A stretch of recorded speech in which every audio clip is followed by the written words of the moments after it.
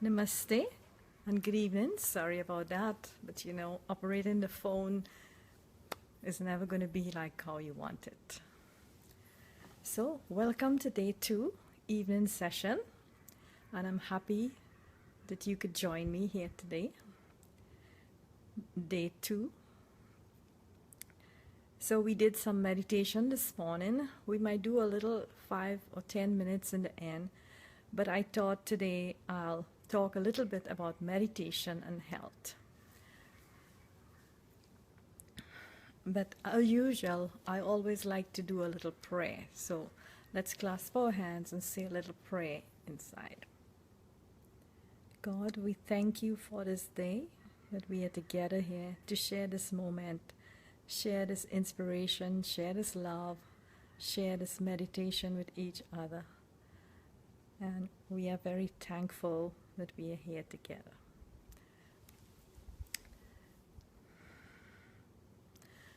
So now we get that out of the way.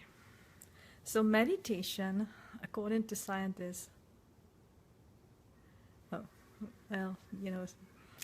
life thing sends you messages, so I was just reading that. There are many aspects of that meditation helps us. There are many ways it helps us. And if we really want to know in more details, we can do a search on the internet. We know how it changes our brain. We know all of that. So, but from a personal point of view, I can talk that it just changed my life. Now, there are I'll divide meditation into 2 kinds of meditation. One where we're just looking for relaxation and we just do the normal everyday, like a mantra, a light or something, and that's one kind of meditation. And the next meditation is when a guru is involved, when you have a guru and they give you a mantra, and the meditation is a little different. So for the purpose of this program, I'm just only talking about the one that people want for to relieve stress, improve health, and all that stuff. So if we look at life today, everybody is very, very busy. It's a very, very busy lifestyle than say 500, 200, 100 years ago, even 50 years ago. Most of the time, mom and dad, mother and father are working, and children are busy with many activities. So sometimes in school, children are overburdened with so much activities, they never get a chance to be a child and play again. And the family spends so much time working that they don't have a lot of time to be a family. And this is a trend here in America, and it's developing all over the world. Many other countries, it's the same problem. Because to buy a house here and pay for it, sometimes 2 people need to work. So it's becoming very stressful to have one parent home where somebody takes care of the children and one parent works.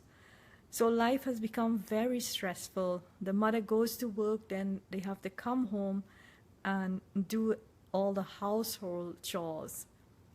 They might have help, but we have to cook. So the whole lifestyle itself has changed us, where we are always busy. And the mind, because of this busyness, the mind is also busy. We look at the mind as kind of like a part of our senses. So, just like we have eyes, ears, nose, and it's constantly we are seeing and hearing things. So the mind is also like that. It's constantly getting input from us, from outside, and it has gathered much information inside, and it's trying to make sense of it. So it will send us a thought all the time. So sometimes we are having problems sleeping, and after it goes on for a few months, then you feel like, you need a medicine to calm you down. You need to go and have tea, or you need something because life has become too stressful. And then the body things start to happen in the body. You start getting high blood pressure, and because of our lifestyle also, we are not cooking our own meals, and we rely on the meals from the grocery store, sometimes box meal, and they put all kinds of ingredients, some of which are not helpful for our digestion on our body. So we have to take an interest in that for our own health. And now we have computers and phones, so we are constantly looking at that phone, looking at that computer, and always inputting into our brain and nervous system. So it's like, if you put too much stuff into something, what happens? It overflows and falls out. So it's causing stress on the human body. And so sometimes we don't even have time to spend some time by our own self, or do something with the family, or go outdoors, play a game or anything. And the worries of paying the bills are there. So living life itself has become stress, and stress is the thing, it's what affects our immune system, our nervous system. And when that goes, askew, then our whole health suffers. Because we are not made of just a body with senses, it's a complicated little instrument we have here. And when we meditate, we learn more about it. So that's why it's necessary now to find time to slow down. And, the breath is a good signal. Now, I'll give you an example. You're walking down the street and you see something happen, something like an accident or something, then inside of you get so stressed out and you start breathing differently, and so the breath changes. We're no longer relaxed in breathing. And so we take that home, and we might not, as we say, chill out, and so the breath has not normalized. So in a way, when we sit down to meditate, we are normalizing our system. Now these are the things you may know, but I'll add something else to it also. Now, the thing about it is that words affect us, and our feelings also affect us. So our feelings, our thinking, our mind all works together with our immune system. So if somebody tells you some bad words, that affects you and you become unhappy. So how it affects us is by how much unhappiness you have all day, how much times you fret and frown that you're not having your own way, that the universe is not coming up to your standard and meeting your needs, and you have so much stuff to do, so you're always fretting, and so that impacts our immune system. So if we could take a little bit of time and go into our heart center and be thankful to God, that's a good way to get out of that. So you go into your heart, you be thankful, you relax your body, you relax your nervous system, and let this natural mechanism within us try to heal us. And so sometimes we don't do it immediately, and it piles up on us, and then before you know it, disease starts. You may start getting a pain in your shoulder, in your neck, in your back, in your foot, and you can't find why am I having this pain? Why am I having this pain? Because this has penetrated your system, and now you are feeling disease, you're feeling pain. So if that remains there, then it becomes like an infection, and it takes medicines, and you have to work on it so much. So meditation and relaxing and doing this program, in doing what I'm saying in the program, and even attending a satsang, it helps your immune system, because you go back into feeling good energy. Now the body is composed of different layers. So let's say we have the physical body, we have the mental, the emotional body, and we have the mind, and we also have the soul part, the bliss part. So those are four. There's one more, but we're not going by that. I'm trying to break it up into simpler way to explain it. So there's also what I would call the light body. When you see the pictures of holy persons, you see that they draw a halo around the head of that holy person. So where did that light come? Sometime you would see yourself glowing, right? So within the body, there are light photons also. So I would say you have a light body and it's associated with the chakra system. That's why there are different colors. Colors come with the different light, how the light reflects and deflects in you. So sometimes when all the stress go in within us, it kind of blocks off the light within us. So we are no longer glowing, we no longer have a good immune system. And so one thing piles up on another, and it's like you're just a person with all these clouds clouding your system. So these little practices help us to get into that glowing body, the glowing good health. You know, you say when you are healthy, like let's say you went and did an exercise, you know, you would feel so healthy, you'll feel so like all the thing, you know, the blood is pumping, you know, you look glowing. So exercise is one of the things we need for good health too. So I talked a little bit about the diet. So when we don't have time to cook our own food, we rely on others cooking. We don't know what they have in it. So it is up to us to buy what's good for our body and cook what's good for us and learn something, learn the basics about food. You know, don't eat junk food. Once in a while, yeah, you might do it. So that's part of what's happening in America. And some foods actually cause depression when you're overloaded with these kind of junk foods because they put certain stuff in it for you to come back and buy it again. You know, you cannot prove these things, but studies have shown similar things. So it is up to us to have a good environment, have a good home, and take care of our body. Our body is the temple. It's the temple of God. And if we want God in our lives, then we have to diet, exercise, do satsang, meditate, laugh, play games, enjoy life. When I say meditate, I know I'm teaching that. I don't mean to sit down whole day and meditate because it doesn't make sense. You have to live a full life. You have to enjoy family life, but you also have to make some attempt. So this is a way to help you in your overall life and life situation. So that's the thing I want to say about health. So I don't know if anybody has a question. I see only 2 people is on. So, and there are no comments on the post. So, Asha, do you have a question regarding the health or anything?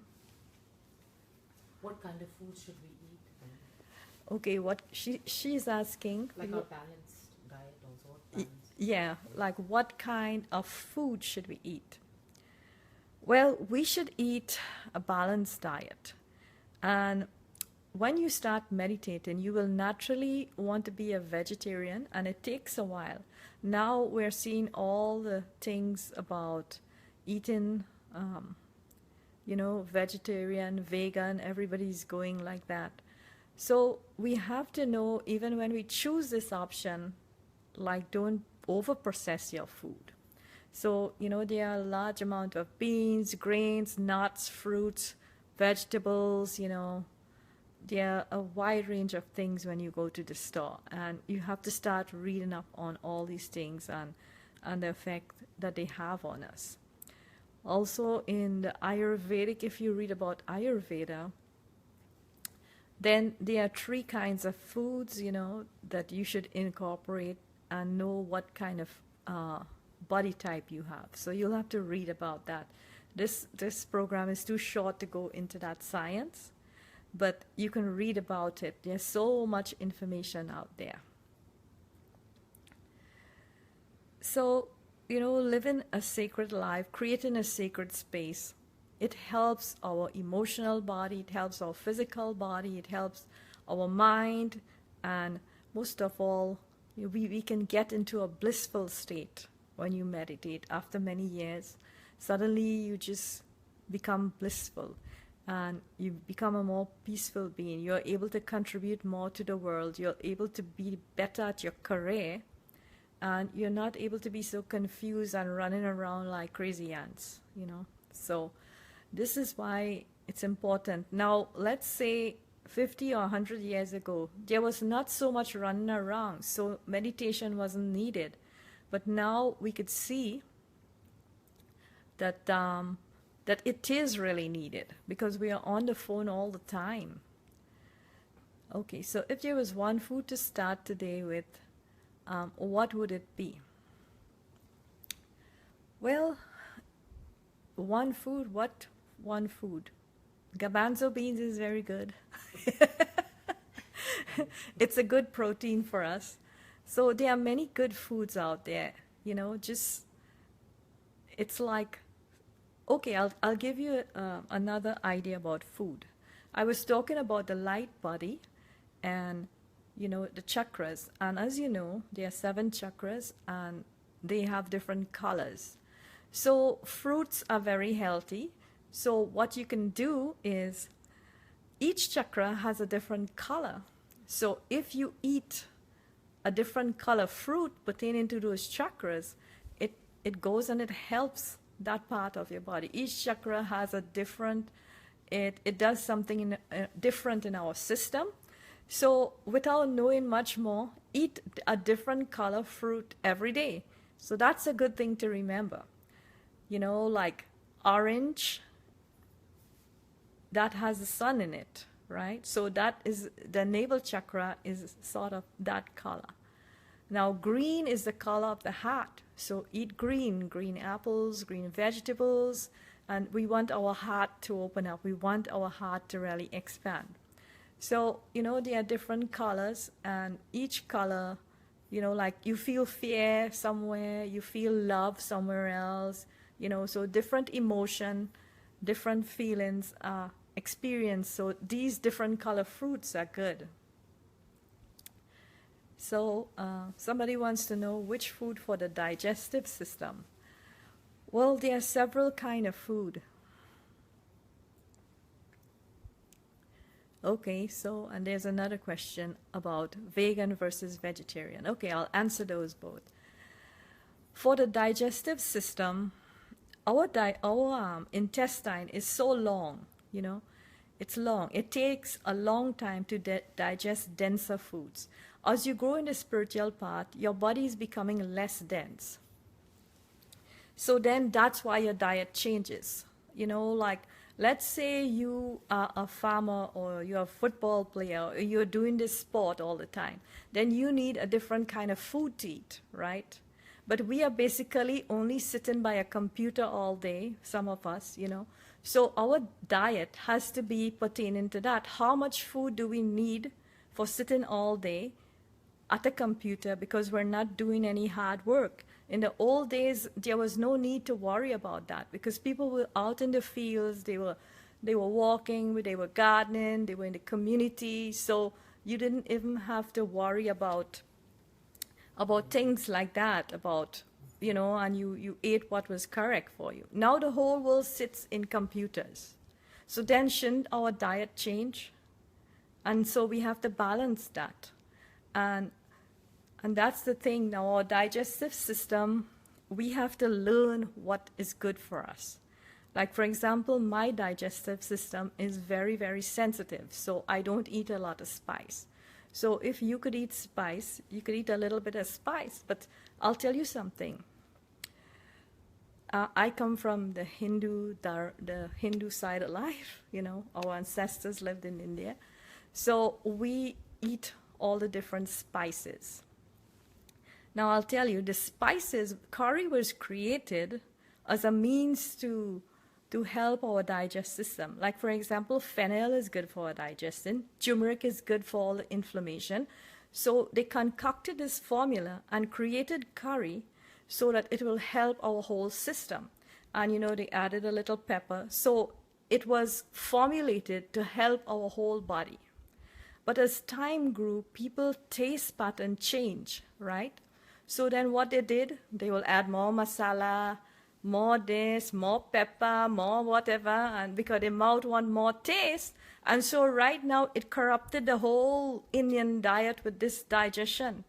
Because some of them eat too hot, some of them put too much of things. It's unbalanced now. It's not balanced like how it used to be. Because people only cater into the tongue, to the taste, So that's why you have to pay attention and see what's affecting you within. So curry is no longer the curry that we used to make for our whole system.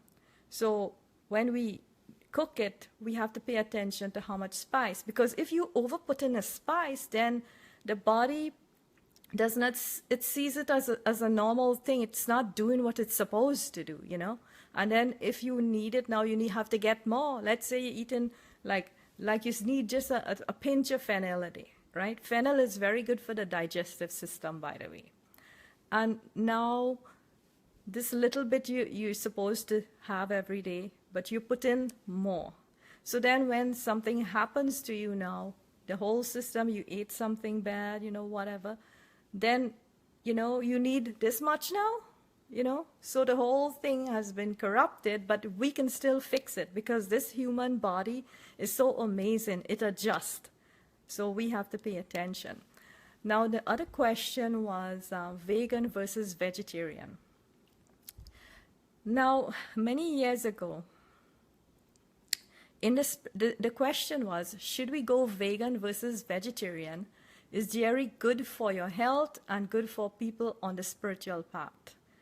Now, I'll tell you, like many years ago, I would say yes, dairy is good for you. But now you can no longer say that dairy is good, because what has happened is the way we treat the cows has had an effect on the milk that is being produced. So that is a karmic thing. So milk is no longer, the body cannot accept the milk that they are making now with the cows, because the milk, you see, the cow was sacred in the Hindu Dharma, right? And so it comes like the cow has sarapid. I don't know if that's the right word because I don't speak the Hindi, but it's like now dairy, it's hard. Unless you have a cow, you treat it well, will that milk be good for you? Now, if you go to where they produce milk, you would see how they keep the animals. Very, very sad. So the milk that's produced from that is not good for us. And that's why when we drink it now, we get mucus. So I avoid milk. I don't have milk. Because that's when you see you're on the spiritual path, the prana and the breath in our system changes. So then, oh, I got 8 minutes again. It changes. So that bothers you, that mucus, that thing in you bothers you. So on the spiritual path, when you're meditating a lot, milk will tend to give you some trouble and it will cause indigestion in your stomach, So now, because of the different foods they have fed us, because of all that, most of us are lactose intolerant, because the cow, the milk from the cow is not what it used to. And even, how we used to use the excrement from the cow, and they would use it to do different things. It's not the same anymore. So that's why it might be better to go vegan. But you can still have an ice cream. And then, now some people, they are rearing cows consciously. So if you know a company that does that, like they take good care of their cows, they produce the milk, and you know of that company and your system could tolerate that milk, then you can go ahead and have the dairy.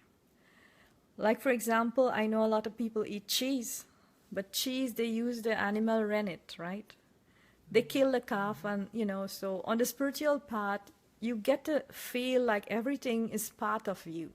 All the animals, the plants, and everything. So, it saddens you, like you think, well, what's the difference between a dog and a little calf? It's like two different animals.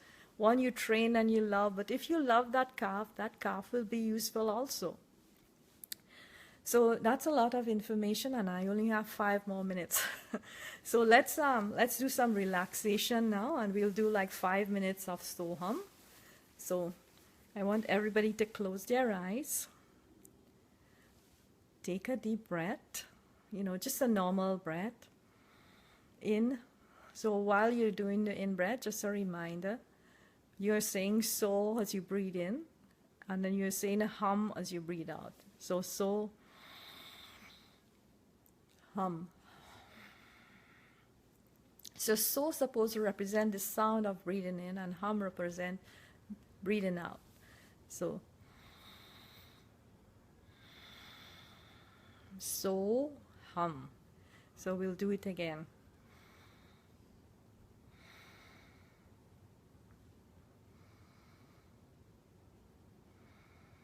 So relax your toes, relax your knees, relax your thighs, relax your stomach area, relax your shoulders, relax your arms, relax your hand, relax your neck, relax your head. And this is a special thing to read. So I want you to concentrate on your head and just feel it becoming soft. Relax it like around the eyebrow. Relax your eyebrow. Relax your eyes. Close it and relax your eyes. Relax your cheekbones. Relax your jaw, because when you're on all day, it has stress there. So as you breathe, you feel that relaxation of the muscles in your face, your ears, and then you come around to the back of your neck and you feel the back of your neck. So you want to make your face feel like it's soft. It's so relaxed, it's soft. The neck is so soft, and your shoulders are working all day. So relax that shoulder, and then go back to Soham now. So we'll do the little bit of Soham meditation. So we focus the Soham. While we're saying the Soham now, follow me when I say to focus. So focus on the between the eyebrows and do the Soham. So focus a little minute, between the eyebrows. Then move to the throat while you're doing it and you're relaxing. So we go in the throat. Then we move over to the right shoulder while doing it. You breathe in, breathe out. Move over to the right elbow. Breathe in, breathe out. Move over to the thumb.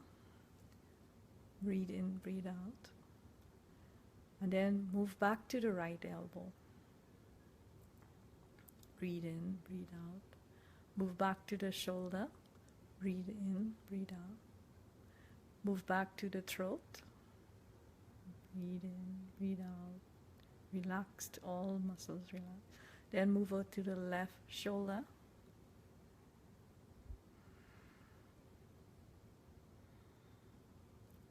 To the left elbow.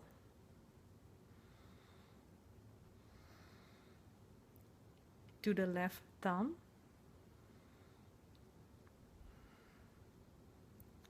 And we come back to the throat.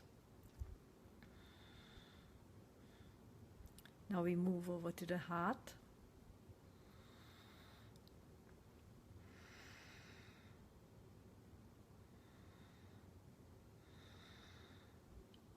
Stay there a little while. Now we move over to the navel area.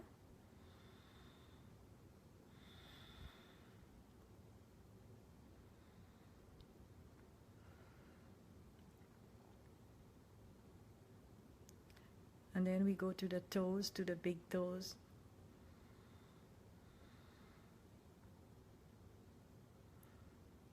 We come back to the navel area.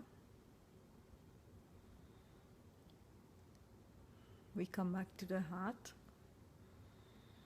And then you don't focus anywhere no more. Just picture that your whole body is filled with beautiful light.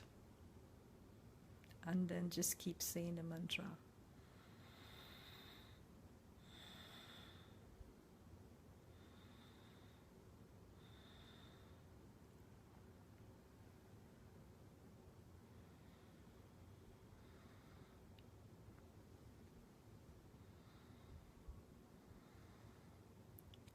So feel yourself relax very deeply inside.